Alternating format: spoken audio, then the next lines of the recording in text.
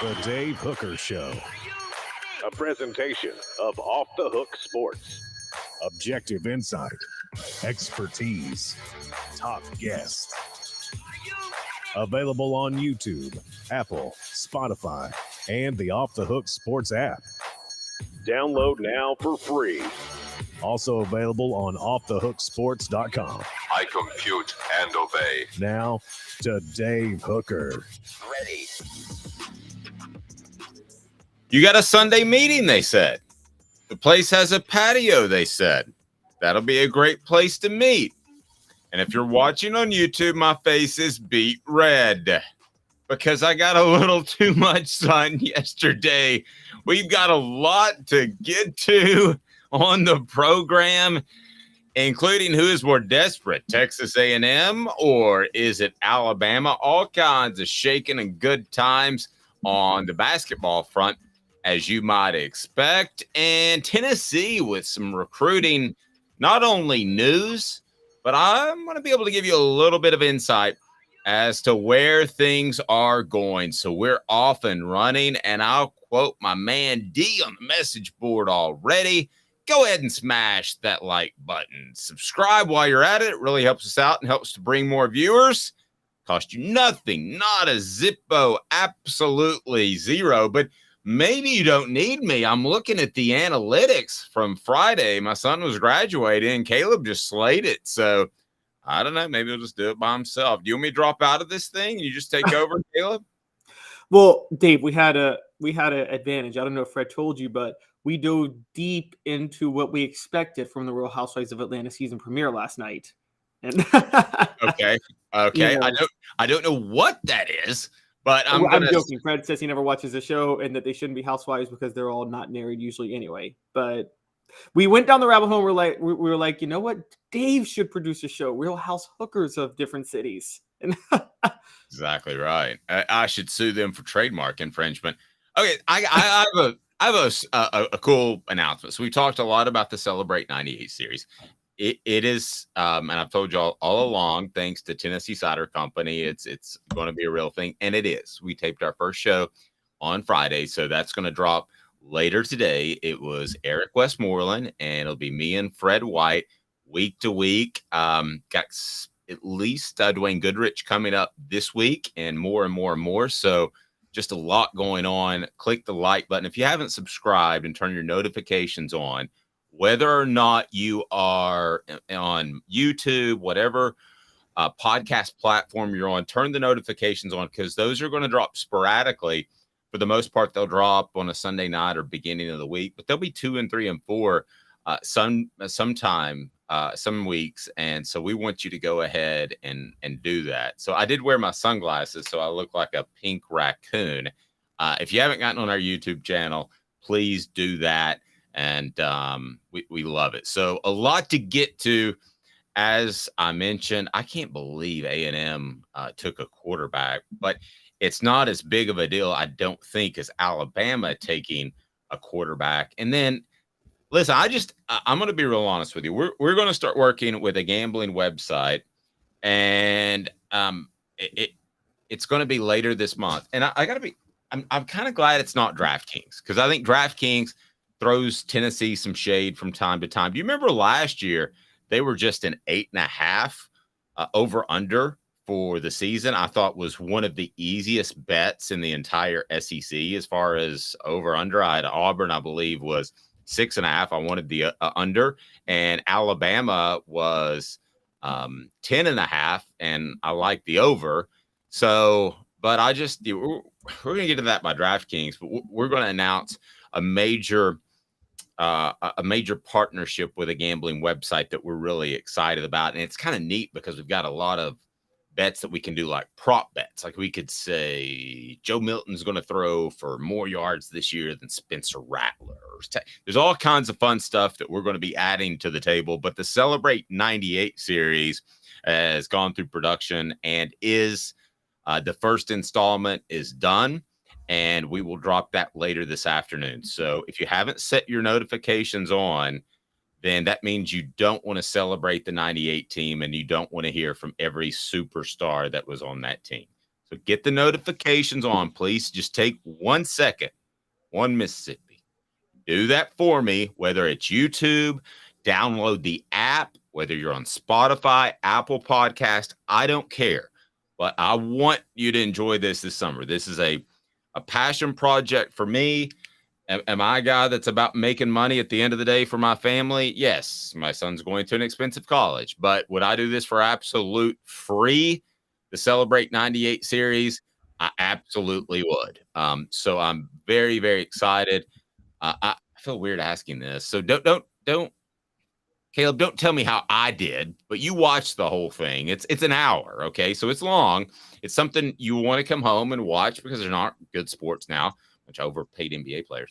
And I think you'll want to watch it. Hopefully it'll hit like Jordan hit COVID in his series. But you had a chance to watch it. I just want to get your thoughts, not about me, but about some of the sharing that Eric Westmoreland and Fred White did in looking back on that 98 season and how one of those gentlemen, without giving anything away, was homeless and the other helped them out. I'm just curious what you thought. Did you learn things from watching that, Caleb? Yeah, it stood out to me, and I do believe I always kind of gathered this about the 98 team, but it really didn't hit until watching it. And you guys will see it when you see the interview, but the closeness of that team was unparalleled. It reminds me of there aren't, and I feel like that's common, Dave, with a lot of championship teams that don't have a superstar that drives them to a championship. I think of like the late 80s. The only thing I could say compares to the 98 team would be the late 80s Detroit Pistons that of teams that I know were extremely close, where they all had a deep bond. And I feel like you guys will get that with watching the 98 series. Wow, that is a very flattering comparison. I mean, that you took that away from that means a lot, man. I appreciate you saying that. All right, so a lot to get to on the program. I actually got emotional. One of us, I'm not going to say who, but one of us did get teary. It wasn't me, but one of us got a little teary-eyed. So I'm excited. I'm excited, and I hope you enjoy it throughout the summer. So, and D says it'll be great to listen to Rolling Through Texas or the Mojave. D, by the way, is a trucker, so he's all over the place. And D, at some point, I need your help because I know a lot of companies are looking for truck drivers, and I can help them find it. So, at some point, shoot me your email. I'm Dave at offthehooksports.com because we're looking for a trucking company actually to partner with.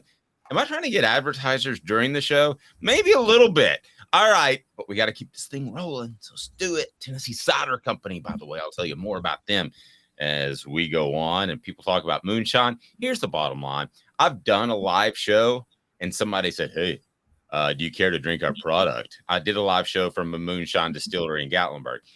It tasted like rubbing alcohol, and I took a shot of it on the air, and I thought I was about to die. These Tennessee ciders from Tennessee Cider Company, wowzers. They are incredible. If you got a young lady and you're like, hey, maybe she needs my wife needs a couple of pops, sometimes on a Friday night, but she doesn't like the taste of liquor. Well, Tennessee Cider Company. And you can order online. I'll tell you more about that as the week goes on. We have a ton going on, and we're excited about it. So let's go ahead and start right here and now with Tennessee recruiting. And that's always important. So you're going to find, especially over the next coming weeks, it's going to start our show off a lot because recruiting used to be a December sport. It's now a May and June sport. And it's a really, really big deal. Kellen Lindstrom from Glendale, 4-star prospect, Glendale, Missouri, has committed to Tennessee. Now, a little bit of a discrepancy as far as how big of a commitment this is. 247 Sports has him as a 3-star. The 24/7 composite has him as a 4-star. A number 27 defensive lineman in the nation, number 228 overall prospect in the nation, and number 7 prospect in Missouri. So if you think to yourself that doesn't jive exactly, because 4-stars typically would be maybe a little bit higher than some of those numbers. Well, a lot of these guys haven't been completely rated, but they pick him up. He goes into the class of 2024. So let's dive into this one. And I'm going to tell you some things I heard about Tennessee football recruiting that I can't share all of it with you, but I'm going to share some things about the state of Tennessee football recruiting and where they are. Because at the end of the day, the rankings and all of that are very political. And I'm going to be the one person that's going to tell you why. A lot of people don't get into that. I'm kind of unique in this position because I covered recruiting so closely. And I don't care to tell you the truth because I don't run a recruiting website. But I will tell you this. Kellen Lenderson, I think, is a very significant pickup. So according to 247 Sports, he did have offers from Alabama. He did have offers from Arkansas, did have offers from Auburn and California. I hate the term committable offers. Can't speak really if they're committable offers, but I don't think there's any question this is a high 3 to 4 star guy that Tennessee would take no matter how great recruiting is going. According to Alan Trieu, play speed and ability to disrupt play stands out immediately, has the frame to grow into a lot of directions, and could project to almost any spot along the defensive line. He ain't going to be a tackle, I don't think, at 6'5", 235 pounds. I think he's going to be an end that's going to be about 250 pounds. Talk to somebody about him over the weekend. Big pickup. Let's play my game. This is an anywhere, somewhere, or nowhere guy. That's our ranking. This is an anywhere guy, okay? So anywhere means that you could go to any school you wanted to. Somewhere means, there's only a few Power 5 schools that like you. And nowhere means head on down to Division II. I'm going to go ahead and dub this an anywhere guy with the Alabama offer in tow. What do you think, Caleb Calhoun, of Mr. Lindstrom? Yeah, this is an anywhere guy. This is definitely an anywhere guy. I think that now whether or not he starts anywhere is a different story. I think the only thing that held him back, Dave, quite honestly, with his ranking, I think he would have been in the mid 4-star range. I think people were just a little nervous about his level of competition in high school, which, you know, that there is a lot of that's weighted a lot with a lot of these rankings. And I understand that we've talked about in the past, there have been massive busts that looked like 5 stars because they were playing against weak competition. A lot of times they were in-state Tennessee guys playing in a rural Tennessee county with no competition. And so I think there's a concern about that. But you're talking about a guy that ranges 235 to 245, perfect for an edge rusher on one side. Can definitely get to the passer. Seems like he's got at least enough physical ability to be able to stop the run and you're right, he's not going to play tackle, but he could probably get in between the gaps to stop the run if he needed to. And so I think the versatility, that's a big part of what Tim Banks does, particularly on the line, particularly because he runs so many different blitz packages. And I think because of that, this is a pretty good pickup. And it also, more importantly, because we talk about pipelines, I know Missouri is not a great recruiting state, but there's some talent that comes out of there every year. You know, a few guys that come out every year. And Josh Heupel is still showing he's got that pipeline into Missouri. And that's also why I don't think he's ever going to stop running up the score on Missouri when he plays them.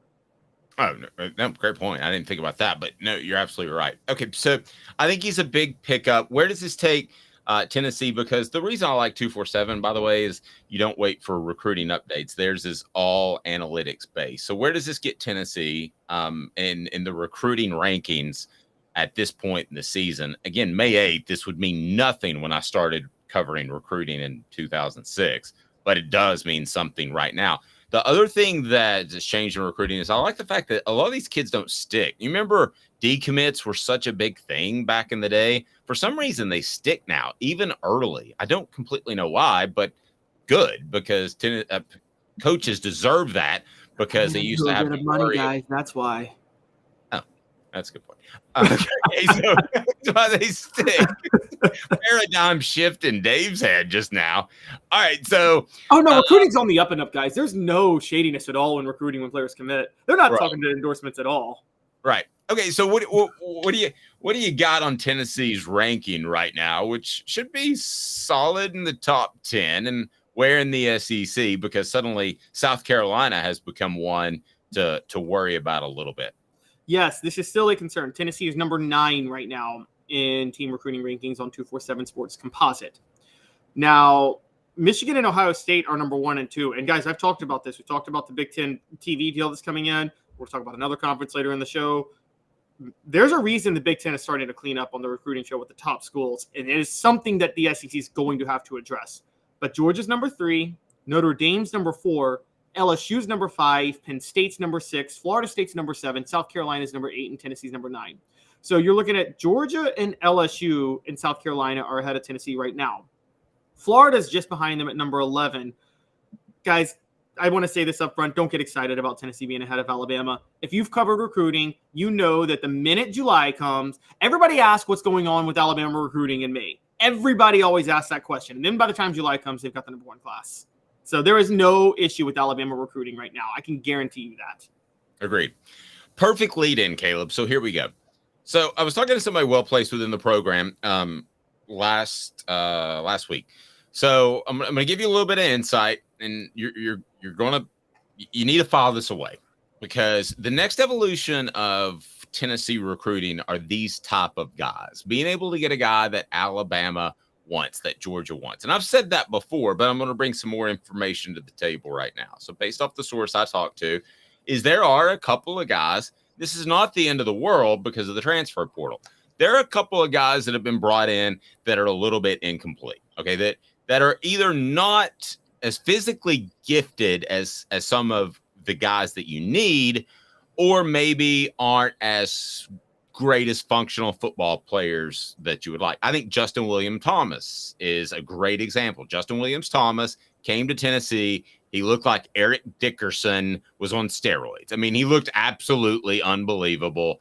Couldn't find a hole, was not a functional football player. Boom, you're out in January. So this would be like a major red flag if you're bringing in handfuls of guys that aren't ready to play by year 2 at the collegiate level. It's not as big of a deal now because you're just going to boost these guys out in January. They get paid. I don't rip coaches anymore, Tennessee or otherwise, for doing that because it's a business now. But what Tennessee needs to do more and more is win guys like these. Okay, they need to win functional football players. There's one player in particular. I'm not going to name the player, that has all kinds of physical ability, but he's not a functional football player yet. He didn't have a lot of tackles last year, but he's maybe one of the next best athletes on the team. Darnell Wright was the best athlete on the team. He was a functional football player. So they need more of those, I was told. Again, not a concern. I would be telling you right now, if this were 5 years ago before NIL and transfer portal, that, you backed yourself into a corner with some questionable players that need to be ready next year. Not 2023, but 2024. They're fine this year. But you're going to be able to jettison these guys out. The evolution is you keep going to boosters right now to say, hey, I need a Dante Thornton. I need a Keenan Pili. And I've been told by people not associated with Tennessee's program, it is clearly just a bidding war now. You go to Miami, you say, hey, Miami, what do you give me? They say $300,000. You go to Alabama, they say, we got you slotted at $400,000. I'm making up numbers. I don't know the numbers. And then you go to a Tennessee, and if Tennessee wins, then they get that guy. So that's all good. That's cool. But at some point, you're adding a lot to the budget, Caleb. I mean, the Tennessee's athletic department budget, I believe, is about $125 million. You don't want to add an extra $5-10 million in NIL money to that your boosters have to pay out, unless you're winning back-to-back championships, and then they'll be fine with it. So this is the type of guy that they need. That being said, there are some guys on campus that are going to get jettisoned. Okay, that's going to happen. Some guys that you probably even liked in recruiting. And I know I'm being a little bit unclear. I'm not sharing everything here, but there are winners too. There are guys that have showed up that are absolute winners that Tennessee has recruited. The two most prime examples are easy. Dylan Sampson, Squirrel White, right? I mean, those guys are going to have big time years. There's some other guys we talked about that I don't know if they'll play extensively at Tennessee, but that's fine since you have the transfer portal. But this type of guy, I really like. Alabama was in on him. I looked at his tape. I'm good on him. And I think Tennessee should celebrate this one. But that's kind of the state of Tennessee football recruiting. So they are not there yet. I'm going to be real honest with you. I don't get paid anything by UT. I don't have any sort of partnership with UT like some other media companies do. That's where Tennessee is. Okay. And this is the type of guy that would signal a bit of a change in direction and winning some of the Alabama and Georgia recruiting battles. Caleb, the ultimate is when Tennessee, and I don't want to harp on 98 like I'm some old man, but the other one, Caleb, that the real class, the thing that changed everything was the Georgia trio. It was Cozy Coleman, it was Deion Grant, and it was Jamal Lewis. When they beat those guys for Georgia, that changed everything. So either this guy or 2 or 3 guys down the road, probably not this guy from Missouri, to be real honest with you, but at some point soon, you're going to see a little flourish, I believe.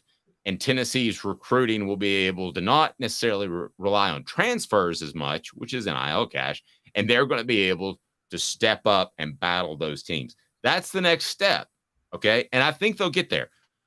They're not there yet, okay, based off the source I talked to, Caleb. So I wanted to share that with our audience because I believe you learn more on this show, as much on this show as anywhere else. So you and I talked about it over the weekend, so you probably got some thoughts, but that's kind of where we are and what we can share publicly. What do you think, Caleb? Yeah, so it's funny when you brought this up. I've always criticized NFL teams for going on potential because they go on raw athletic potential more than I think you and I are both. If you were an NFL GM, your biggest thing would be plug in the tape, right? More than anything else, plug in the tape when you were drafting. Mm-hmm. And that was part of our discussion too, that Tennessee is drafting guys on potential. Think Joe Milton, who I'm sorry to interrupt, who Heupel got. He can throw it 80 yards, but what if the receiver's at 64 yards? Think Ethan Davis, who I think is going to be a great player, incredibly athletic, but not a refined tight end at all. Okay, so go ahead, Caleb. Sorry. Yeah, so I was going to ask, the reason I was bringing that up is with college recruiting to high school, is it the same or don't you have to rely a little more on potential because you can't really judge because it's so spread out and the competition and the levels of competition are so different from school to school, county to county, state to state that don't you have to rely even more on potential than plugging in the tape when you're recruiting high school talent? Great point. You can't take Bobby Bocephus down the road at Powell High School. I say Powell because that's where I went. I got my PhD, Powell High diploma. You can't take Bobby just because he's 5'9" and ran for 2,500 yards and threw for 4,000 yards. You have to have some potential. I mean, there are a lot of productive guys. And the one that stands out the most that Tennessee debated on and lost out on was Randall Cobb at Alcoa. A lot of the Tennessee's coaches they weren't really split. They were all against him, except for Trooper Taylor at the time. And Troop wanted him, no question. They tried to get in on him. It was too late. Then Coop took to the job to Oklahoma State, and then you're not going to get him at that point. So that's a great example of they were split. They didn't think he had enough upside, even though he was very productive. It's a great example. I don't know if you got any more off the top of your head. Oh, no. I mean, it's funny because you're right. And this is just to detail how hard this is. From the reverse, Chris Donald was a 5-star. Very productive. A very productive high school football player. There were concerns about the level of competition he faced, but Tennessee took the chance. Remind everyone who Chris Donald is because you're like an encyclopedia. So remind everybody who Chris Donald is. I want to remind everybody to hit that like button. And if you haven't subscribed yet, you just got to do that. And we appreciate it. But the like button helps us bring more people in during the show. So even if you're watching one of the replay versions, we air live at 10 o'clock each and every weekday. So remind those who Chris Donald is. Okay, so Chris Donald was a 5-star linebacker in the Eric Berry class. He helped push that class to number 2 in the country in 2007. He came out of Huntington High School in Huntington, Tennessee. All due respect to the people from Huntington, there's no way to measure a football player in Carroll County, Tennessee. There's just no way to know football talent. It's not Jackson, it's not Chattanooga, it's not Memphis, it's not Nashville, and it's not even Knoxville, for that matter. Just like Patrick Willis, who Tennessee passed on. It was tough to judge him because of who he played, and then he went on the NFL Hall of Fame. But yeah, yes. Exactly. It is really hard at the high school level because of these issues, because Unlike what's happening with college football, where all the talent's about to get consolidated into the top with the SEC and the Big Ten taking over everything, it is still massively spread out with high school. And so you're right. You're going to have to draft a little more with raw talent. So Chris Donald was one of those guys he took a shot on, and it just didn't work out. It was, and again, the competition was a concern when he was was recruited. I mean, I think you and I may agree he may have been up to a 5-star because he was productive and Tennessee wanted him, and we know how politicking goes with rivals at the time. I will say this when it comes to potential. There's one thing I'll say, because you've talked about this a lot. There's a pretty good track record of player development with Josh Heupel, better than a lot of other coaches I've seen. And maybe he believes that he can go a little more with potential because he knows how to develop players and maximize what they can do. I mean, we saw this with Nick Saban. Maybe not even develop them, but just maximize what they can do. You talk about running backs that couldn't hit the hole. Trent Richardson was the worst of all time at not seeing the hole, and Nick Saban still found use for him. I mean, and he was the fact that whoever in Oakland decided to draft him should have been fired as a GM immediately because it was so obvious he was not an NFL running back. Well, and in college, it's easier to hit the hole when there are 5 holes. Alabama creates 5, yes. Yes, I mean it's way easier, much easier to hit the hole. Have you ever seen the picture of Richardson in Oakland where he like the hole's so wide on one side and he goes the other? It's the most infamous like missed hole of all time. We got to share the screen if you haven't. We can do that on the way back, but I want to get to DraftKings and what they think about Tennessee. And they've got Tennessee at a very interesting number of the win-loss total. So I want to get to that. And Joe Milton is on the Heisman board. They think he has a shot. I'm a voter. I'll tell you whether or not that's the case. We're going to be back in a deuce, as in Fred White. 2 minutes. He's Caleb Calhoun. I'm Dave Hooker, Off the Hook Sports. And Craving Wings South North Shore location, where we've heard people say that you can get the best wings in East Tennessee. Pero ¿quién es este? El número 87, Jacob Warren. I'll just do 6 of my sauce 87, please. Imposible, señorita. Dale 6 más. Look at these wings. Perfectas, deliciosas, fantásticas. Man, I don't know what you're saying, but it sounds awesome. How do you say fresh, never frozen in Spanish? Frescas, nunca congeladas. Make your way to Craving Wings and get you 6 más. But what was funny about Cadis, we were a full continuum of care at that time. We had detox, we had inpatient, we had outpatient. So we were doing a lot of the things that we do now. But now we just do them so much better. It's really a simple program, but we're complicated people. I am what I am, and now I gotta do something about it. You can take your life back. Call Cadis today. Got cataracts? We can fix that. Never miss another moment. With a little help from Doctors Campbell, Cunningham, Taylor, and Hahn at cctis.com. Do you want to own the more that owns every job? Then get to Vassey Lawn and Garden in Cleveland and get you a Toro. I'm David Vassey, here to talk to you about Toro. With a Toro Zero Turn, you'll get more out of every minute and you'll reach the finish line faster. At Vassey's, we like to say, no matter if you're mowing 3 acres a week or 11 lawns a day, homeowners and business owners alike find confidence in equipment they can trust from top to bottom. Vassey Lawn and Garden, Highway 60 North in Cleveland. Man alive, it's worth the drive. Our family has been creating jewelry since 1986, each piece unique with a story all its own. I'm Rick Terry with Rick Terry Jewelry Designs. I'm a jeweler, and I want to be your jeweler. We're grateful that you chose us to be Knoxville's best jeweler.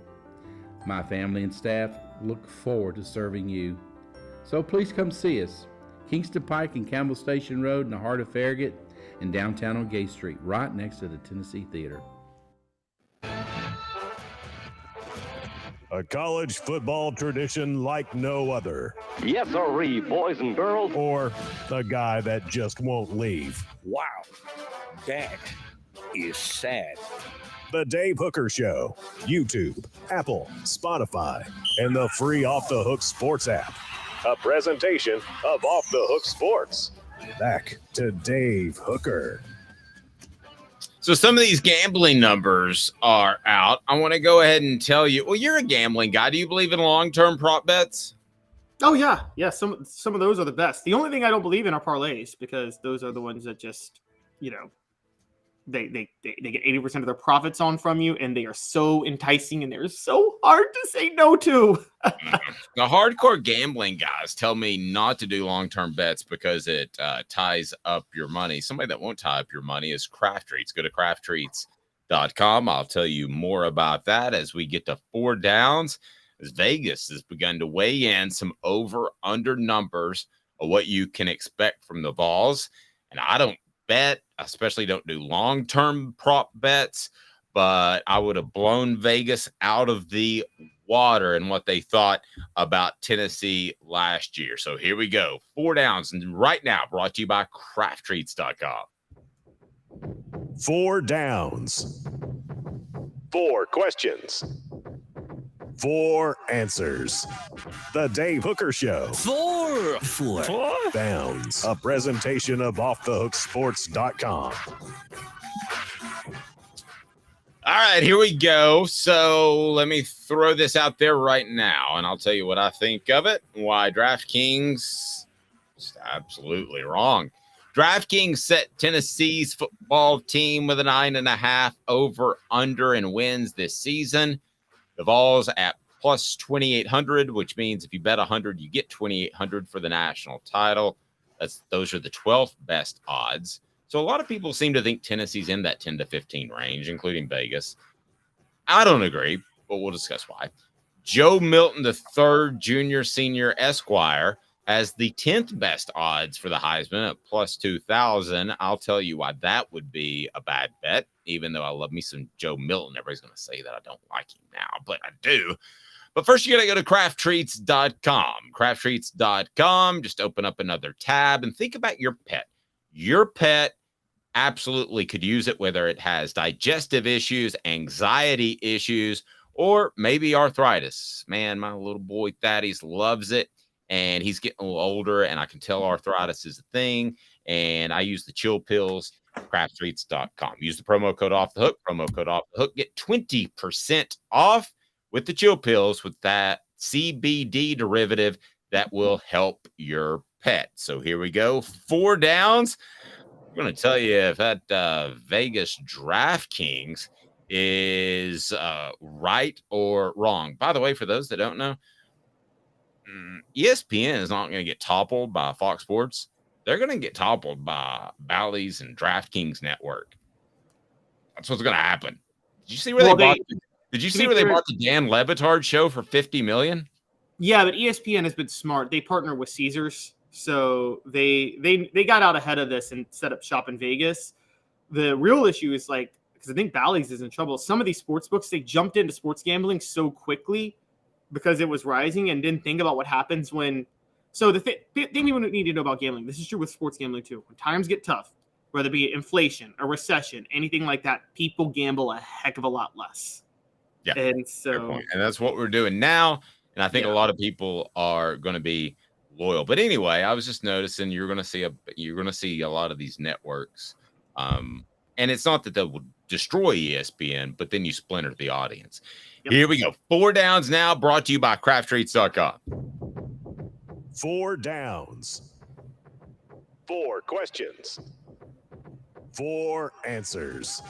The Dave Hooker Show. 4 downs. A presentation of offthehooksports.com.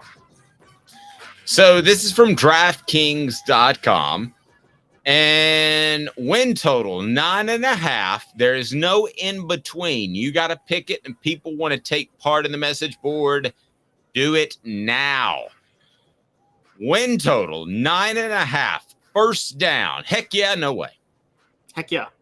Heck yeah. Schedule's easier than it was last year. Heck yeah. Heck yeah. I don't think this is difficult. I think it would be very difficult at 10.5.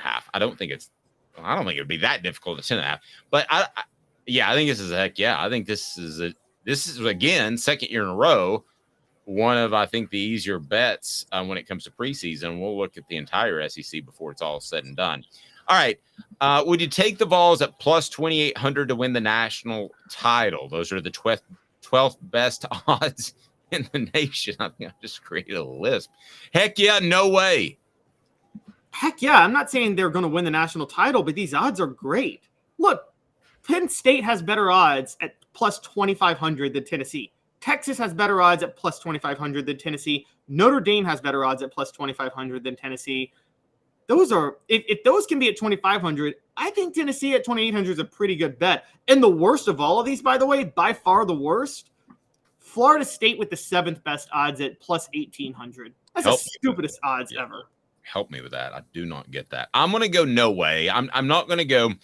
I think they lost their best player in Darnell Wright overall, and they have a quarterback issue. The defense is still not solidified. So I'm going to go no way. I don't think there's any way the Vols win the national title this year. So I would turn down the plus 2,800. If this were a playoff year, this would be one of the teams that I would jump on. Okay. There are like 2 or 3 that are in that periphery at the plus 2,500, which again means if you bet 100, you win 2,500. There are 2 or 3 that I would put there, and this would be one of them if there were a 12-team playoff. But there's not this year. So I think this would be asking a lot with what Tennessee has to replace. All right. Aren't you working on this long-term project featuring a team that lost their quarterback and lost their best player? And then what did they happen to do the next year? Yes. Celebrate 98. Yes. That's a good point. every once in a while. I love how, Caleb's like the hockey guy. Every once in a while he checks me against the boards, which I need. That's a great point. And at plus 2,800, it's not like it's even money. So, yeah, I would think about it. All right, but I'm going to go no way for now because there's no middle ground. That was second down. Third down. Would you take Joe Milton plus 2,000? Heck yeah, no way to win the Heisman. No, absolutely not. And those are tied for the 9th best Heisman odds. No, I would not. I would go no way as well. But I'm going to play the other side. Hendon Hooker got in the mix and would have gone to New York as a finalist. So I think that behind the scenes, guys, they've called some Heisman voters that haven't been sending in their votes for a decade and that may be selling insurance or doing something else. So they've cut some of the numbers down. So I think the voting's slightly better. I don't think it was last year, but so I'll play the other side and go, heck yeah.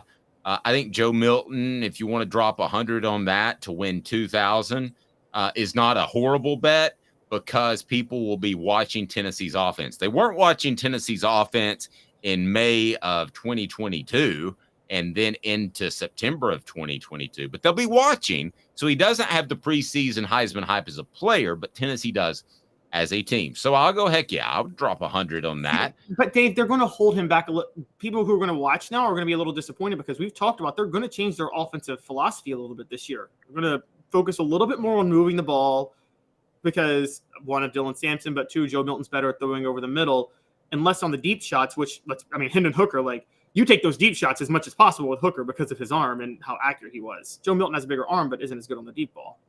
Well, but now wait a second, brother. I think they're gonna change their philosophy a little bit, but I think it's like going from an Audi to a BMW. I mean, they're not going to go from an Audi to a Chrysler. Okay, all right, fair enough. I'm just saying. I think you're going to see some more long drives. I think people are going to want to see what they saw with Hooker last year, and they're not going to see that. You're not going to see 5 touchdown passes against Alabama. I don't think you're going to see that. Okay, well, I'm going to go. I'm going to go. Heck yeah. I would take this. All right. So, and then the last one I made up myself, and this is not according to DraftKings or anybody else. Tennessee to finish at the end of the season, end of the regular season, because I don't really count bowl games until we get in the playoff. And then I've thought about this. I'm going to adjust the way I judge teams completely. But Tennessee to finish 6th or better. So I've got 6.5 in the rankings, in the CFP rankings at the end of the year. That's 4th down. Do you take the Vols to finish higher or lower? And I'm going to give myself some credit. I think I kind of nailed a pretty good number there. Okay, you did 6.5. Did you like it? 6.5. I like it. Thank you. You're the gambling guy. I didn't know if it's any good or not, to be honest with you. I'm gonna go lower. And here's why. There's going to be 2 SEC lower, teams. You mean 7th or worse. There's going to be 2 SEC teams finish higher than them, I think. I think they'll be the third best. They'll have the third best finish in the SEC. There's going to be an ACC team by default because they played in the ACC finish higher than them. And there's going to be 2 Big Ten teams finish higher than them. And probably 1 Big 12 team, again, by default because they play in the Big 12. It's going to finish So are higher. you getting into a little bit of the politics of it by 2 other SEC teams, or are you just stacking teams? I'm stacking teams. Like, okay, so I think that, again, even though they're playing at home, I think they're losing to Georgia this year. I do. I think Tennessee's still going to lose to Georgia at home this year. Georgia's going to finish higher than them. Y'all are going to just call me Caleb, Brian, Kelly, but LSU's going to finish higher than them too because I'm so high on LSU. So Tennessee doesn't play LSU this year, but I think LSU and Georgia both finish higher than Tennessee. They will finish higher than Alabama, though. Heard it here first. Okay. Well, then, okay, so you're going to say take the no way. I'm going to say, heck yeah, I think they'll finish 6th or higher. And I think it'll be 6th, which is why I put the number at 6.5. So, again, you've got the – and this is not the Georgia – I just want to clarify to everybody. This is not the Georgia team that went into 2022 that I knew from my sources had incredible talent. They lacked some motivation throughout the season, but that they weren't going to take a step down in talent from their first national championship team. I knew that. This Georgia team is not that. They're not just reloading. Okay. So I think Tennessee could potentially upset Georgia, but as it pertains to this query, I don't know that Georgia is going to finish as high as they have recently. So I don't know that Tennessee will need to beat Georgia to finish 6th or better. And they have respect going in that they didn't have before. So I'll say heck yeah. Do you think they have a better shot at Alabama or at home against Georgia this year? Alabama. Even on the road, I agree. Alabama on the road, they have a better shot at Alabama. But I always use this terminology. If they played 10 times, how many times would they win? I think based off what I'm hearing from Alabama and Alabama fans, you're going to call me crazy and this crazy Tennessee fan, which I'm not. I'm objective. But I think they have a 50-50 shot to beat Alabama on the road. I think that they have a 30% chance of beating Georgia at home. Is that fair? I'm totally with you on that. I'm totally with you. And by the way, we're objective in the sense of I think on a neutral field, 10 times Tennessee beats Alabama 6 times this year. Honestly, on a neutral field. Last year in Neyland Stadium, I think Alabama would have won 6 times, and that was one of those 4 times Tennessee did it when they beat Alabama. Yeah. I think Alabama was the better team last year. But I think Tennessee pushed Alabama around up front. I thought at halftime that Tennessee could be up 2 touchdowns. Yeah, they did push Alabama around up front, but Alabama had the best quarterback in college football last year, and quarterbacks can be the great neutralizer. And as good as Hendon Hooker was, let me be clear, Bryce Young was better in that game. I mean, he was. He was the best player on the field, and Will Anderson decided he wanted to be on the side of a milk carton. For those that don't know, that's where they used to put lost kids. All right, Zulbeer.com, XULbeer.com. Some of the things I use are dated. Maybe they should start doing that on the side of beer cans or our Tennessee Cider Company. That's got to be your go-to. Like whenever someone doesn't show up in the NBA playoffs, Stephen A says there's an APB out for him. Now you can just be like, he's on the side of a milk carton. Do you remember getting those milk cartons as a kid? And you'd be at lunch at school and you'd be like, oh man, poor Johnny Bob. I wonder if anybody's found him yet. Yeah, I'll take another pizza. Good luck, Johnny Bob. That's terrible. All right, Zulbeer, XULbeer.com, worldwide award-winning craft beer. Man, it is awesome. Worldwide award-winning craft beer, and Zulbeer.com. It is fantastic. And if you're in Knoxville, they have parking downtown. They're absolutely unbelievable. And to have parking downtown is one thing, but another panoramic view, they've got that as well. It's something else. I'm going to go ahead and tell you that. Zulbeer, XULbeer.com. So we got torn up because we said Alabama was desperate. Every Crimson Tide fan that has ever donned a Crimson jersey, that has ever even thought about dating their sister or cousin, came out of the woodwork. No, I'm kidding. There's that. I mean, all the Southern jokes are all the same for all schools. So, I love Alabama fans. I love what Nick Saban has done because it's a guy you either root for or against. So I'm kidding, Alabama fans. I love you, and I hope you subscribe to this channel and you're a part of it. I think it's cool that we've gotten way more SEC, Caleb, than we ever dreamed we would. We thought we'd be all Tennessee, so it's been really cool. So we got ripped by Bama fans, all right, last week, and we said, hey, you bring in this Notre Dame quarterback, Tyler Buckner. And is this a desperation move? Because a spring quarterback, bringing one of those guys in after spring practice is a guy that probably didn't win the job. And Sam, what's his name? Hartman. Sam Hartman won the job when he came over from Wake. He won the job at Notre Dame. They didn't announce it, but sources tell me that he won the job, and that's the reason why Tyler Buckner won it out. We argued that it was desperate. I didn't think it was. I thought they brought another guy in who had injury issues but could play. So now we have A&M bringing in a quarterback. So I want to tell you a little bit about the newest quarterback, and this is very important because I think the Aggies fall on Tennessee's schedule. I think a lot of people think that the Aggies could just fall apart this year. So they bring in Jalen Henderson. He announces his commitment to Texas A&M on Sunday. Today's tough question is brought to you by Andy Mason, AndyMasonRealEstate.com. Who's more desperate? Today's tough question. Bam, here we go. Today's tough question. Take a side. Take a stand. The Dave Hooker Show, a presentation of OffTheHookSports.com. So they both bring in spring quarterbacks, which if you bring in a guy in the January portal, that ain't desperate. That's making your roster better. If you bring a guy in now, the backdrop is desperation. It may not really be desperate. I didn't think Alabama's was desperate. Let's talk about whether or not this is desperate. Who's more desperate in bringing in a spring quarterback? Is it Texas A&M or is it Alabama? What say you, Caleb Calhoun? I'll start, and then I'll tell you why you're right or wrong. How about that? Okay. I think we're going to agree. And I don't think this is close. And I am one who said Alabama is desperate. Texas A&M. And I said no. And I said, no because I think he's a pretty good player. Go ahead. But Texas A&M is way more desperate, and this is a way more desperate move.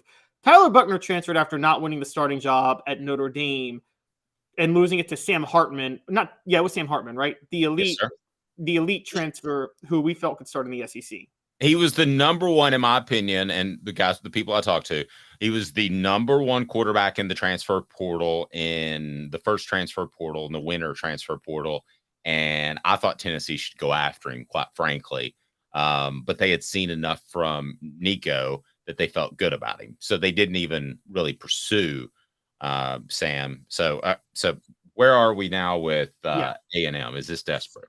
So, and yes, it's more desperate with A&M. Jalen Henderson transferred on April 20th, 2023 from Fresno State, meaning he lost the starting job at Fresno State, and he's going to Texas A&M.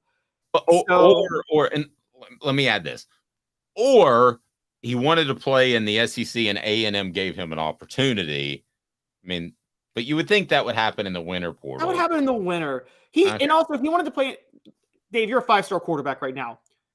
If you have your choice, though, you may want to play in the SEC. Do you really want to play for Texas A&M when you know Jimbo Fisher might get fired this year? Or would you feel a little safer playing at Fresno State where you can maybe still build your profile a little bit as a quarterback? I understand at Fresno State at that point. I mean, you're it both sound horrible to me. I mean, I don't want to play football in California. There are parts about Cali I love, but it ain't the football part. Yeah, but you can, as a quarterback, if you're trying to get to the NFL or whatever, you can become a highly talented draft pick wherever you play. I mean, we see that quarterbacks come from all over in football. It's like usually where the difference is, it's the offensive line, receiver, defensive line, things like that. What I'm saying, this past year was a bit of an anomaly with so many SEC quarterbacks taken. But what I am saying is that he was desperate. He wanted to play somewhere. Texas A&M was desperate. They needed a starter. They just threw it out. They just threw it with their hands. They're like, all right, we'll take him. Let's see if this works. This is beyond desperate by Texas A&M. I am not. I'm not backtracking, but I actually think the Alabama one's more desperate. I think this is a guy for depth, but they've got the Connor Wigman kid, and I think that he's going to be the starter. I think Jimbo Fisher. I think this is a little gamesmanship. He didn't say that he's going to be the starter, but I think he'll be the starter. This kid that they brought in is a 3-star guy. I don't think this is desperate. I think this is depth. I actually think the Alabama one, I'm not backtracking, but I think the Alabama one is more desperate than this. You are all over the place, Dave. No, I'm not, man. I guess I just don't think that.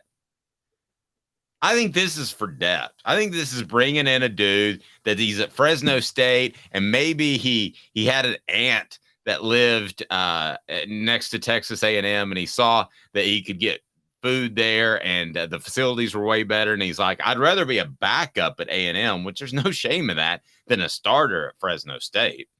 I don't think that at all. And I don't think he would. I don't think you would rather be a backup at A&M than a starter at Fresno State. Look, again, quarterback is not other positions. If you're a quarterback, you want to be able to start because you can actually build your profile. Carson Wentz was a number 1 draft pick out of North Dakota State. Again, quarterback is the one position where it doesn't really matter where you play when you're trying to build your profile. It doesn't matter what conference you play in. It doesn't matter what team you play for.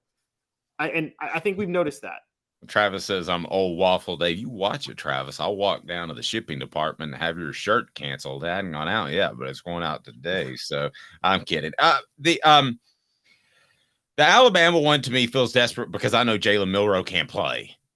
Okay. I mean, and I know Texas A&M as a team can't play. Right. I know the whole team can't play.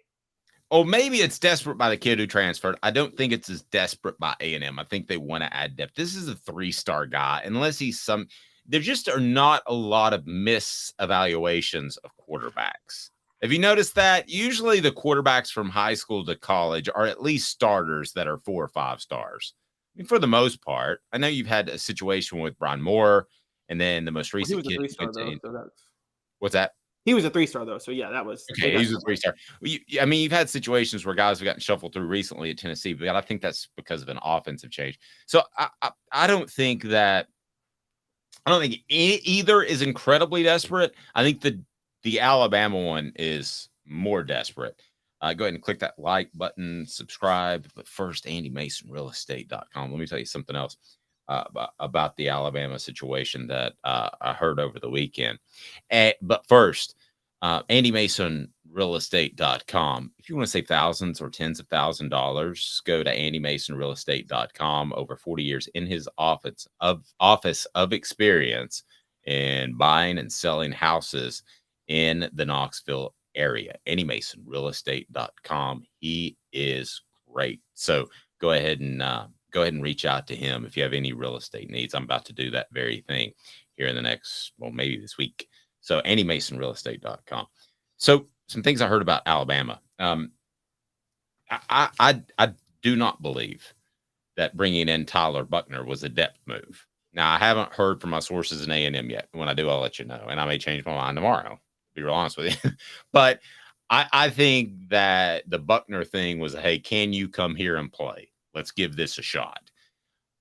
I think Ty Simpson would have played in front of Jalen Milroe, and Bryce Young got hurt last year. If Simpson was ready, he obviously wasn't. There's concern there about long-term future. And then Jalen Milroe managed to turn the ball over 5 times in one game. That's tough to do. So that's what I heard over the weekend.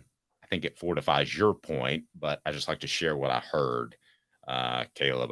If Ty Simpson didn't make a push, if Ty Simpson wasn't the guy that they threw in there last year, then when Jalen Milroe is turning the ball over approximately every 8 minutes, then that tells me that Ty Simpson's not even close to ready. And you bring in another quarterback. I mean, I kind of thought in the back of my head, nothing I heard, but thought in the back of my head, Ty Simpson's going to come out and win the job in the spring. And because we know Jalen Milroe can't protect the ball. He hasn't. From not only publicly, but people that I talk to, okay? that to me means that was your next 5-star great guy, right? It was supposed to be Jalen Hurts, Tua Tagovailoa, and then it was Bryce Young, and your next guy is? It was supposed to be Ty Simpson. It's not Ty Simpson. So I'll give you credit. Last week, you called it desperate. I'll give you a little bit of desperate on that. How about that? Okay, I appreciate that. I also find it funny that it seems like Tennessee has a lot more success with quarterbacks from Alabama than Alabama does with quarterbacks from Tennessee. That is weird. Yeah. Condrich Holloway and T. Martin, both from Alabama. 2 legendary quarterbacks at Tennessee. Alabama goes and gets Ty Simpson. And it was a big blow to Tennessee fans, by the way. People forget this. Heupel was in his first year. Taven Jackson had committed to Tennessee, but they were still desperation because we didn't know how good or bad the program was going to be. It hurt Tennessee fans hard when Ty Simpson committed to Alabama. I don't think they're feeling that bad anymore. No, they're cool. They can roll with that. Yep. That's good. I mean, so if you get Ty Simpson, it changes. It's so funny how these things can change the trajectory of an entire program, and really they can change the future history of what happens. If they get Ty Simpson, do they get Nico? I don't think so. Oh, I don't think so either. And there's rumors, Tennessee played UT Martin last year. Ty Simpson's father is UT Martin's head coach. And let's just say there's not a lot of love lost between Jason Simpson and the University of Tennessee. Interesting. Okay, there. Did not know that. Is that the Lane Kiffin gift that keeps on giving? Because he didn't connect with in-state coaches, and there's still some in-state coaches that are. I mean, that's the thing we haven't ever talked about Lane Kiffin. There's still some in-state coaches that are mad that they lost touch with Tennessee, and then you follow that up with Dooley, who didn't go to any high school football games during his tenure. Literally, did not go to one single one. And then you have Butch Jones, who tried, I guess, and then you have Jeremy Pruitt, who is a defensive coach. So I wonder if that's one, because Fulmer had that reputation as well, that he didn't recruit as much in state, but it really wasn't fair to Fulmer. Fulmer got the best player. Lane Kiffin did not recruit in state well enough. He didn't make the long-term relationships. He didn't think the in-state talent was going to be good enough long-term. Campbell, Cunningham, Taylor, and Hahn. I do wear sunglasses now, as you can see if you're watching on YouTube, because I've got raccoon eyes and a sunburn. But I don't wear contacts and I don't wear regular glasses because they fix me. I can see long. I can see far. I can see wherever I want to. Almost X-ray vision. And they're local. Campbell, Cunningham, Taylor, and Hahn. They did the LASIK surgery with me. They can do the cataracts if you've got someone in your family that's getting close to that point. And when your vision starts to get a little worse around 50, those are most oftentimes cataracts. Maybe not severe cataracts, but a lot of times those can be taken care of. Okay, you may not know that, but that blurry vision, the close vision, you don't need a readers if you get LASIK. So keep that in mind. They're local doctors, and they've got their vision centers that can take care of your annual checkup. They're just simply awesome. That is the facts. Campbell, Cunningham, Taylor, and Hahn. We're going to be back in 2 minutes, and Caleb is trying to blow up the ACC. Does that mean the SEC could add a team or two? I ain't rolling anything out. Did anybody think that Texas and Oklahoma was about to be in the SEC? 2 minutes. He's Caleb. I'm Dave, Off the Hook Sports. I know you like the heat. You got to try my signature sauce 87. Dude, I love you and I love to try your wing sauce, but when it comes to wings, I need them really hot. I hit 105 on the radar gun. I need to be pretty spicy. Yeah, I know that, man. Look, if sauce 87 isn't enough for you, I guess you can try the Holy Moses or the Grim Reaper. Now we're talking. Take it from these Farragut admirals. When you're craving wings, it's got to be Craven Wings. Visit them online at cravenwings.com. With all that sun, sand, and salt water, the beach is a very relaxing place. Unless you wear contacts. Ow! Open your eyes to the best the beach has to offer with LASIK vision correction from Campbell Cunningham Laser Center. Hi, Mike Davis here with City Heating and Air, reminding you to always dare to compare. Our team provides quality local heating and air service, installation, and maintenance across East Tennessee. We use only the best equipment like American Standard heating and air conditioning for your residential, new construction, or commercial needs. Honesty, dependability, and customer satisfaction have been the cornerstones of our business since 1961. City Heat and Air. There's repair. Before Cadis, I was really heavy into the drug culture. I was selling drugs. I was just constantly in pain. I was missing like a good support system in my life. Cadis has given me everything that I need in order to successfully have a wonderful recovery, in order to have a life that I didn't even know was possible. And it's not just about me anymore, and I love that. I absolutely love it. You can take your life back. Call Cadis today.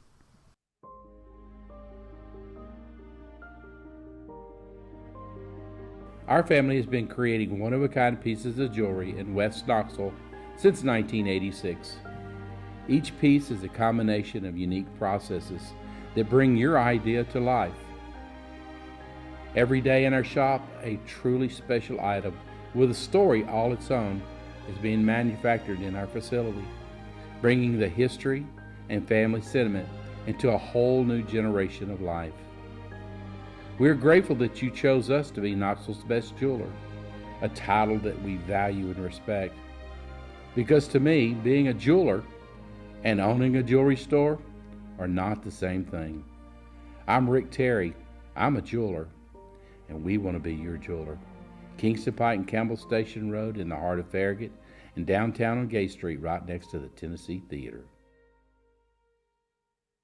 Who's this guy? Hello, wizard. The Dave Hooker Show, a presentation of Off the Hook Sports. What? YouTube, Apple, Spotify, and the free Off the Hook Sports app. Back to Dave Hooker.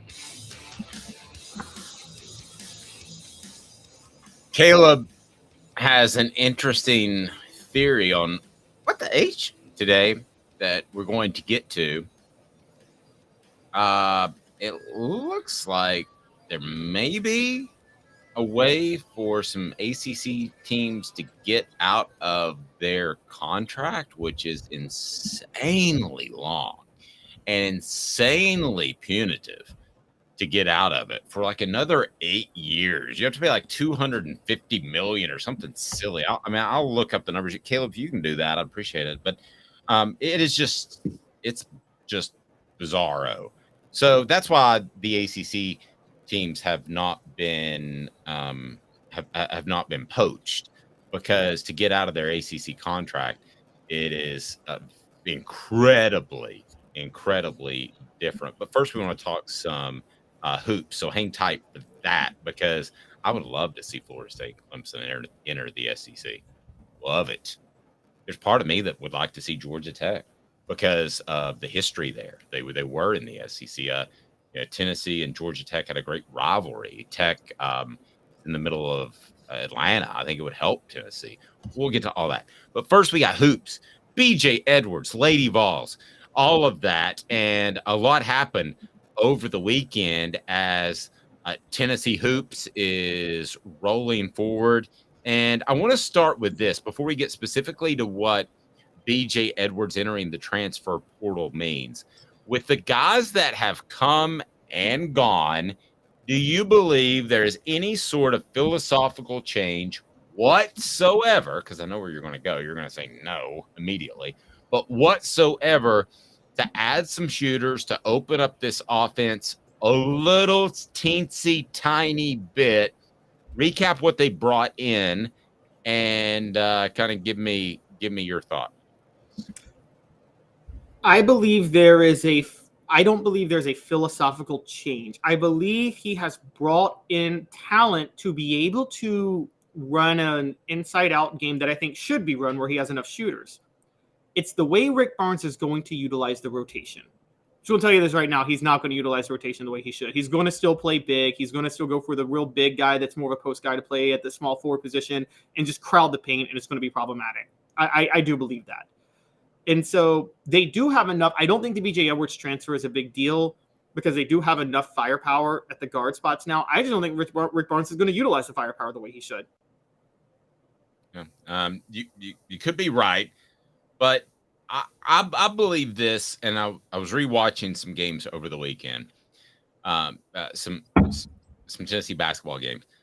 I think you've sold Rick Barnes short on one thing, Caleb, and I think that is Uros Plastic just didn't do a good job of getting the ball out at times. Now, I believe that when they would dump it in the inside out game is he needs to find somebody that can shoot from the perimeter, correct? And a lot of those guys, everybody would drop back and they wouldn't double down on Euros, and then they would play the perimeter shooters. So he had trouble finding people. When I went back and watched, I think some of that's on him. I think we gave him too much of a pass. I think some of that's on him. I've been critical of Plavsic from the start, but I would say that's still on Barnes because he would play him more than Adu, and I think Adu is significantly better than Plavsic. I don't really think it's close either. Wow. Okay. And I mean, I can't believe that Uros Plavsic is testing the NBA draft waters. I don't know what him. There's no way he makes it in the NBA. No, unless he grows about 3 inches and adds 35 pounds. And then even that, like, he brings the ball down every time from the board. Like, the most important thing for bigs in the NBA now is to do what you said, find the open guy from underneath the basket. And if they're going to go up, they can't bring the ball down. Like, okay, yeah, Draymond. Sorry, I got taught that in middle school. Yeah, exactly. Draymond Green is 6'8". He would, if he can play under the basket. Uros Plavsic is 7'1". Every time Uros Plavsic gets a rebound, Draymond Green would strip him. It wouldn't even be close. Green wouldn't even have to try that hard. Yeah, I don't know that Plastic, you bring up a great point, could get off a shot on a close rebound of the basket. Yeah. Yeah, he has no shot. No pun intended. Okay, so BJ Edwards is out. So you don't think there's any sort of major philosophical shift here. You just think that Rick Barnes is trying to get better at what Rick Barnes does. Yes. And for those concerned about BJ Edwards, we all thought he was going to be the next Zakai Ziegler and back him up. Zakai got hurt last year, and they still didn't play BJ Edwards. I don't think that's a philosophy thing. I don't think he was cutting it the way Barnes wanted him to. And, guys, I got to be honest. I'm hearing some rumblings that Freddie DeLeon, who was a mid-year commitment and a 4-star, is a potential superstar combo guard. Like, we're talking a 6'5" guy who can play the point and can shoot from the outside. So it's almost like a combination of Vescovi and Zakai Ziegler with another inch. That's what I'm hearing about Freddie DeLeon. Interesting. That's what they need. They need a guy who can create his own shot when all is going to heck in a handbasket. Exactly. And we're past the days where that's Kevin McHale with his back to the basket. Yes. And Kevin McHale also had Harris was drawing attention away. It's not a post guy anymore. It has to be a 2-guard. Oh, exactly. Yeah. Yeah. And I'm saying if it is a post guy, again, you can have back to the basket guys, but Tim Duncan was great with his back to the basket too. But you had Manu and Tony Parker and a bunch of shooters all around at the time. Kevin McHale, they had to worry about Parrish. Bird could stretch the floor.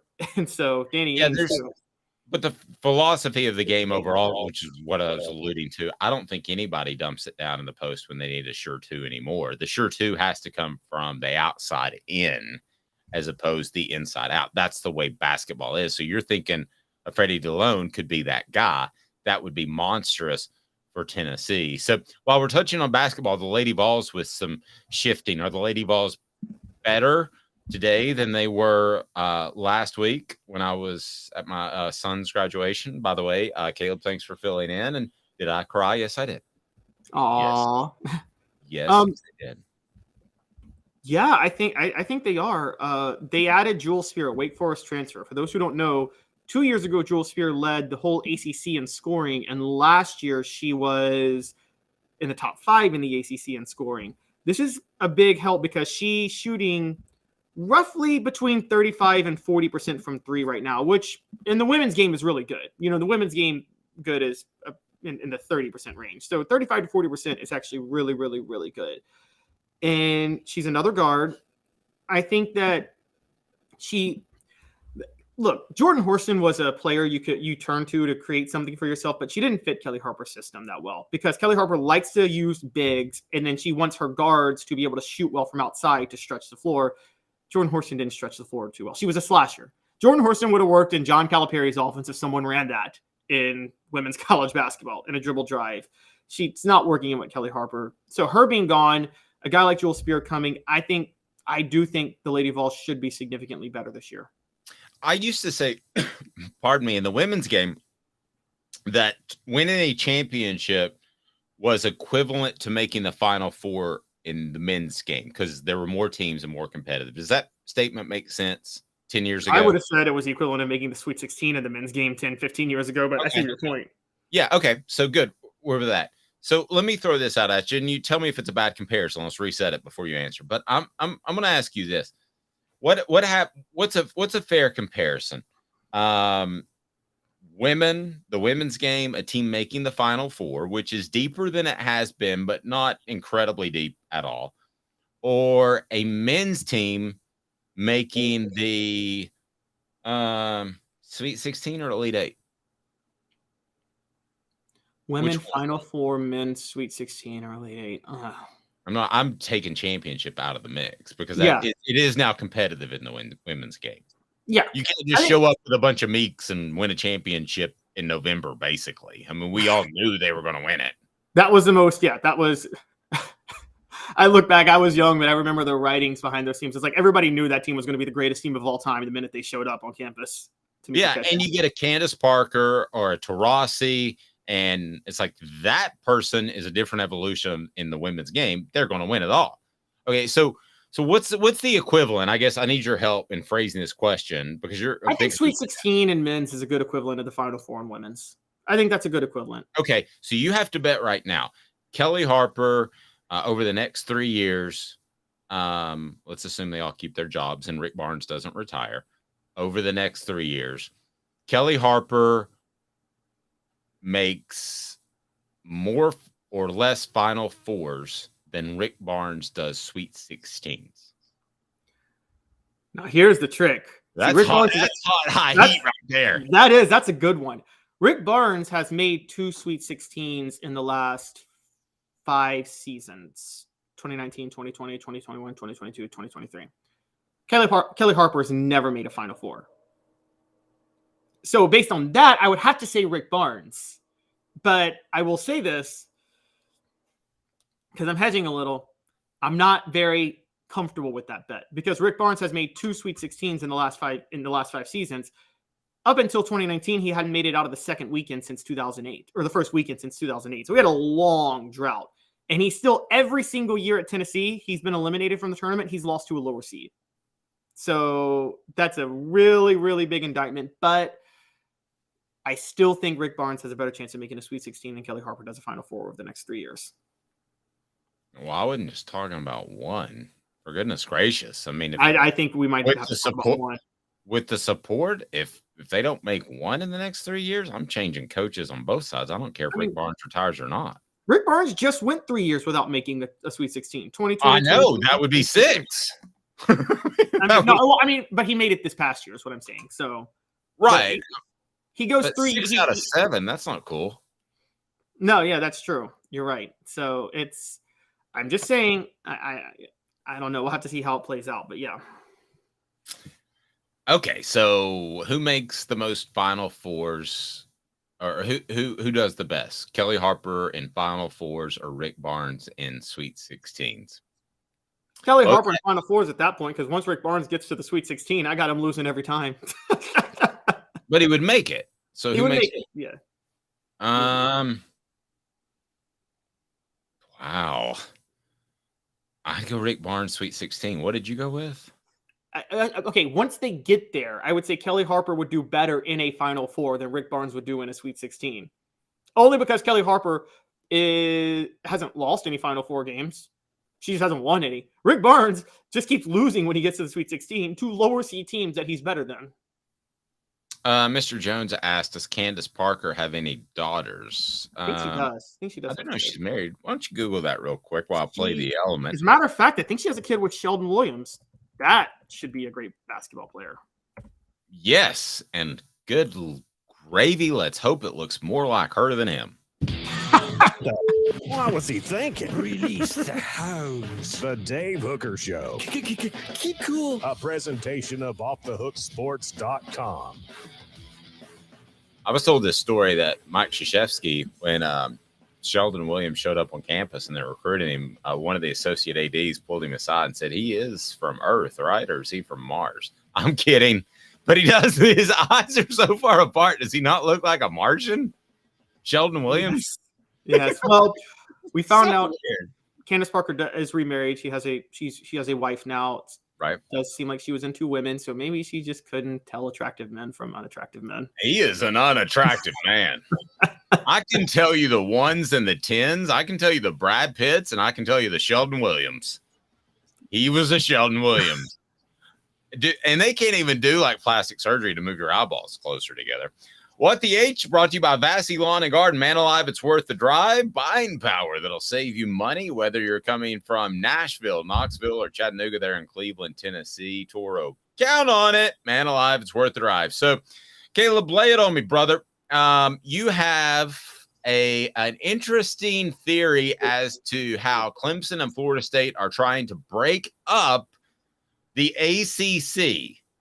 And let's get to that because what they have to pay about $50 million to get out right now, according to our It's worse.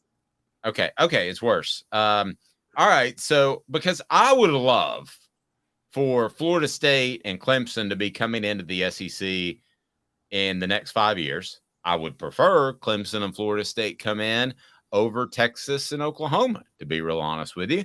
Because I am for you, the fans that are on this board, and I know that you want to go to every away venue and get into A&M, getting to Oklahoma is probably a plane flight or a long drive. It's tougher to do. Florida State ain't close, don't get me wrong. But I would have preferred that from a fan standpoint. I always side with the fans. And who the hell wants to go to Missouri? Excuse my language. I mean, nobody. I mean, has anybody said, "Ooh, let's go to Missouri for a weekend"? I mean, we took a roller coaster trip through Ohio and went to Kings Island and Cedar Point. We took a vacation in Ohio, but I would not take a vacation in Missouri if it was fully paid. I've been to St. Louis one time, and I did win at a casino, which has only happened like 3 times in my life, playing cards. So, but all right, so. What's your theory as to Clemson and Florida State are trying to break up the ACC? So it's not just Clemson and Florida State. It's Miami and North Carolina, too. It's those 4 schools. So, Dave, let's start with this. You and I know a lot. We know that those 4 schools want in the SEC. If they could get into the SEC tomorrow, they would do it. Yep. And I do know this from a very well-placed source.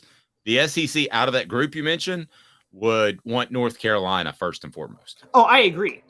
And we also know they want North Carolina the most, and we know that they would probably willingly take all 4 because all 4 would bring in a great bit of revenue for them.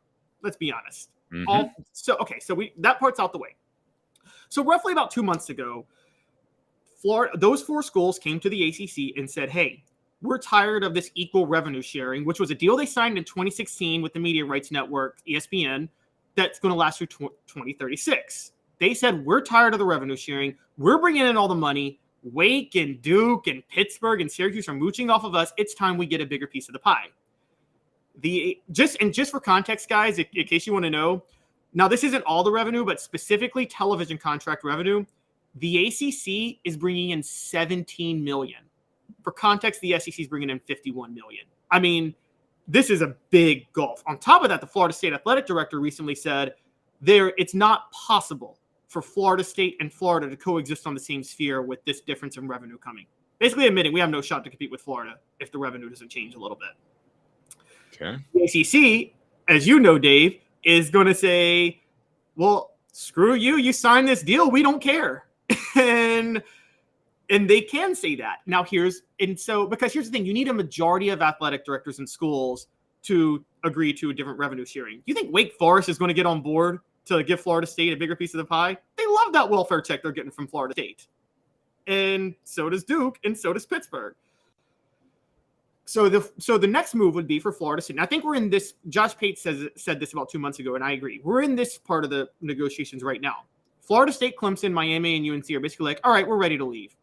And the ACC is like, you can't leave. And Florida and those 4 schools are like, watch us. Now, here's the sticking point. The exit fees per school it's not like an outright exit fee. There's a bunch of different types of fees, and it's estimated at about $120 million per school. Mr. Jones posted on our message board, and his stuff's good. 52 million. So were we sure? That's what Maryland paid when they left in 2012. There was a new deal signed in 2016. Okay. I did think it was in the hundreds of millions. Yeah, it's in the hundreds. For context, Oklahoma and Texas, it was combined $100 million for them to leave the Big 12, and they were able to get out of their grant of rights deal on top of that and pay the $100 million. Now, this is a sticking point. It's not just the money, the exit fee to leave the ACC.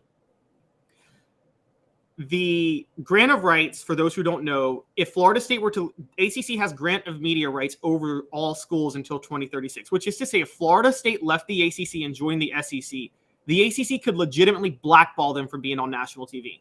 They would have the right to determine when Florida State plays on TV and what contracts they can deal with. So that you got to get out of that if you're going to leave the conference. Well, I'm going to cite what another podcast I listened to this weekend. It's called FSU Football Double Fries No Slaw. And they brought a guy named David Hood of Clemson TigerNet to join them. And what they were saying was that apparently those 4 schools have now gone to 2 other schools and gotten them on board. The rumors are there's 2 other schools that also on board on trying to take a bigger piece of the pie. Now, Dave, I don't know who you think it is. My guess is Virginia Tech and NC State. Those would be number 5 and number 6, right? In terms of football schools generating revenue. I mean, Tech for sure. I don't know about NC State, but I know they've tried. They upped Dave Doran's contract to keep him when he got some other offers. So I guess I don't feel as strongly about NC State as you do, but you could well be right. Maybe it's Virginia Tech and Virginia. Maybe it's Virginia Tech and Louisville even.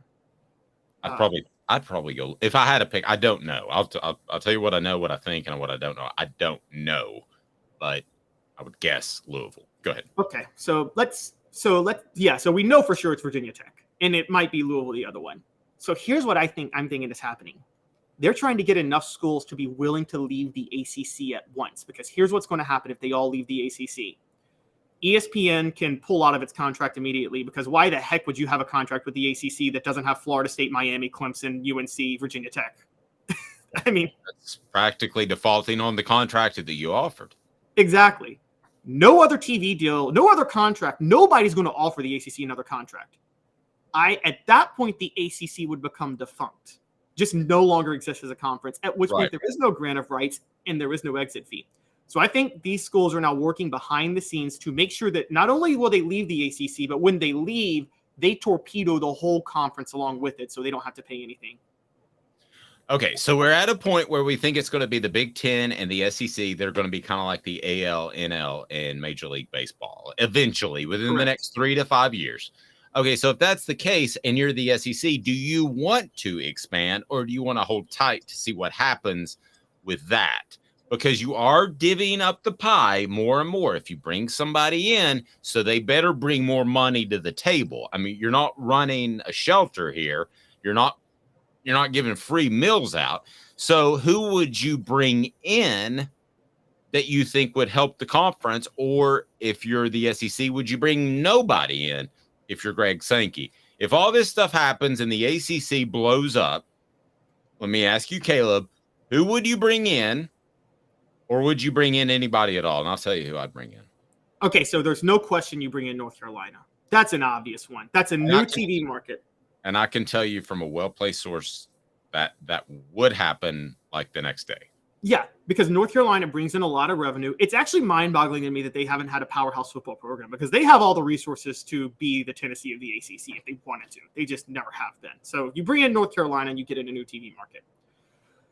I think Florida State and Clemson have enough of a brand that even though they're in a similar market, they bring so much new. It's like, yes, Notre Dame's in the same market as Indiana and Purdue, but you're still bringing in Notre Dame if you're the Big Ten because of how gigantic of a revenue pie they bring in. So I think Florida State and Clemson outweigh the splitting of the revenue. I think the fourth one you bring in, so I said UNC, Florida State, Clemson, and this is where Miami needs to be careful. I think the fourth one you bring in is Virginia Tech because, again, power football program and get you into the Virginia market at the same time. I think what Miami might be looking for is to get into the Big Ten, because the Big Ten is looking at trying to get into the Florida markets. So you could see them go for Miami, Georgia Tech, maybe try to get in the Atlanta market. So, but I think those are the four schools: Virginia Tech, UNC, Florida State, and Clemson. I think you bring those four in. Okay, now I'm going to come strictly. This is not from a business standpoint. I think I have a decent business mind, but so I'm going to go ahead and set that aside. This is from a what I know about the schools, and I've been to I think every school we've mentioned. So I've been to the campuses. I know what they're like. I know if they would be good fits, and this is just for what Dave wants to watch on Saturdays in the SEC. I'm just going to be real honest with you. So this is not from a business perspective. I would take North Carolina, okay, because that is a little businessy, because I see the aspect of having another school in there with high academic standards. I know what they went through, but high academic standards, and you would bring in a basketball team, okay, which would make them better. Oh, Kentucky, UNC every year. Oh, it's tight. It's tight. I could make an argument for North Carolina, Duke as the two teams you bring in, because you would dominate that state. And then suddenly you're the basketball conference. But I'm not going to go in that direction right now. I'm thinking more football. So while I know North Carolina is the one, that's the easy one. It's not Miami, because they don't invest. Their poor students have to drive 45 minutes to go to the Hard Rock Stadium, which is the worst at blame casino you can ever go to. I'm just telling you, don't go to the Hard Rock Casino in Miami. Not even free drinks and no craps tables.